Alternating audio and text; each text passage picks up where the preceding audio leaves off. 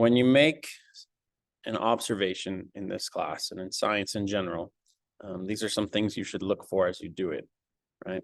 So an observation should use all the senses possible, right? Your senses, your sight, sound, your smell, what you feel, if we're feeling things. In class, though, we're never going to taste anything. I do not ever, ever want to see you taste something in a lab or an observation, right?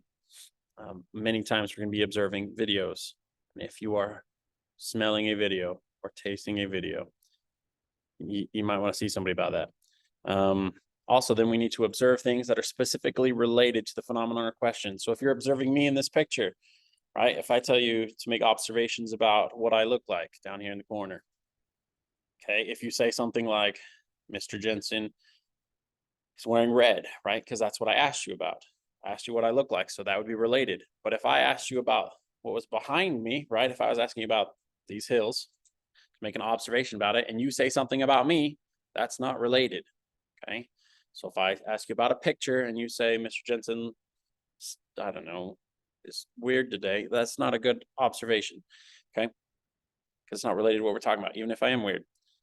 Then the third thing is you need to make them as specific as you can. You can't say things like it changed. Well, nobody knows what you mean by it. So take out the word it, replace it with the actual word you want. So if it changed, what is the it? Is it a waterfall? Is it me? Is it your chair? Is it a lab? What in the lab changed? Was it the color of which liquid? Right? Be as specific as possible. That way I can know what you're talking about. You can know what you're talking about later. When you put it on a discussion board, maybe they know what you're talking about. Getting away from it is a good first step on making a good observation. Okay, so here, just remind, right? Follow the success criteria, use complete sentences. Ask yourself, did I use the word it? If so, place it. Did I use my available senses? Sight, hearing, smell, touch, don't taste. Okay, there we go.